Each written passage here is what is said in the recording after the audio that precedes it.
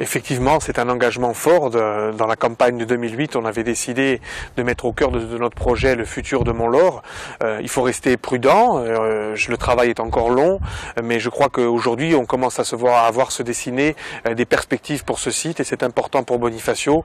C'est, je le dis souvent, l'équivalent de l'actuelle Haute-Ville de Bonifacio, donc il y a des enjeux sociologiques, économiques importants pour Bonifacio, et c'est vrai que je commence à voir un petit peu le projet futur. Je crois qu'il faut à un moment donné que le politique se saisisse du dossier. C'est ce qu'a fait le président Jacob arrivant en responsabilité. Il a confié à un cabinet d'études qui a fait, je crois aujourd'hui, un travail conséquent, qui aujourd'hui est un véritable outil au service de la décision politique. Maintenant, il appartient aux politiques de trancher pour ou contre, mais le débat a lieu, c'est vrai. On essaie de faire de la concertation. L'ensemble des corporations, des individus ont été associés à la démarche.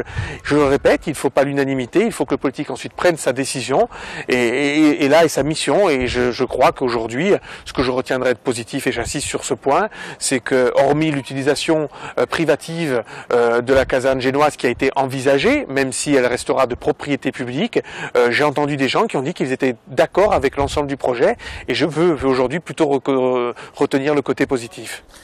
L'idée qu'il faudra bien que le privé soit invité à participer financièrement, faute de quoi le montant de l'opération est trop important raisonnablement pour les seules collectivités publiques, tout ça est admis. Après, il y a des questions qui se posent très concrètes. Par exemple, est-ce que l'implantation hôtelière que l'on envisage doit se faire dans la caserne génoise ou ailleurs? C'est un débat qu'il faut évidemment avoir, c'est un débat sérieux. Savoir quel est le nombre de logements que l'on prévoit, c'est un débat qu'il faut avoir avec la ville. Je suis plutôt favorable à ce qui est effectivement beaucoup de logements. Je sais qu'en tout cas, si on veut créer un quartier ou agrandir un quartier, il faut de l'activité, ça c'est certain, c'est la base de tout. L'activité à Bonifacio, on a essayé de regarder ailleurs, ce n'est pas l'industrie, ça ne marchera pas. Même des industries qui ont été à la marine, on a regardé, y compris la Castillage, etc. C'est évidemment le tourisme. Le tourisme sous la forme de l'hôtellerie, de la restauration, des commerces, etc. Ensuite, il faut qu'il y ait du logement, il faut qu'il y ait des gens. Et enfin, il faut, et puis des gens, y compris du logement social, parce qu'il faut quand même qu'il y ait de l'accession sociale au logement, de l'accès social au logement. Et puis, il faut aussi qu'il y ait du service public. S'il y a à Bonifacio un certain nombre d'implantations, par exemple du musée de la Corse, pour sa partie maritime. Alors j'adore Corté, vous le savez, mais la vocation maritime de Corté est moins évidente que la vocation maritime de Bonifacio. Dans les services publics, il y a également la possibilité et la perspective très forte d'implanter le parc marin de Bonifacio, sa vitrine, et là ça, je crois que ça s'impose, c'est les propriétaires. Donc elle restera nécessairement propriétaire de l'ensemble.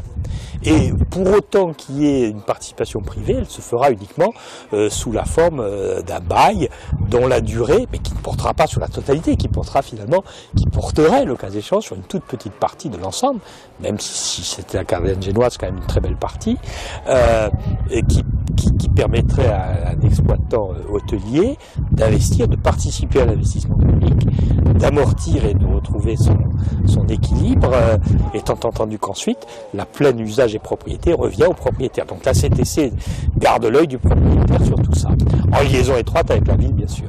On a vu tout l'enjeu patrimonial quand même du site, entre évidemment les deux casernes, mais aussi les chapelles qu'on retrouve. Et on s'est dit qu'au milieu des hangars des années 60, de l'amiante et toute la tôle, il y avait vraiment un potentiel énorme. On est quand même sur un des derniers sites de cette ampleur en Méditerranée. Nous, ce qu'on a voulu, c'est à la fois retrouver la valeur patrimoniale, mais aussi y adjoindre une valeur ajoutée en tant que valeur économique.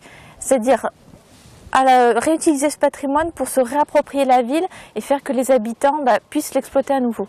En fait, depuis le début, on travaille dans le cadre de réunions de comités de pilotage auxquels sont associés des organismes divers, notamment l'association ABCDE qui a réagi vivement. C'est pas la première fois qu'ils réagissent aussi vivement, mais ils sont présents à toutes les réunions, ainsi que les représentants des associations de commerçants. Donc les acteurs finalement de la vie, à la fois la vie démocratique, on va dire, et la vie économique de la ville. Quand on finit une étude, on croit que c'est une fin, mais en fait c'est un commencement.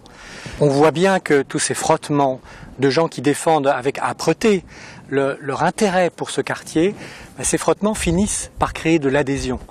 Et je crois que ce qui est précieux, c'est ça, c'est qu'on est face à des gens qui ont envie de sortir de l'état de ruine et envie que le quartier de la Haute-Ville s'étende, reprenne ses marques sur ce domaine longtemps laissé à l'abandon et à l'écart.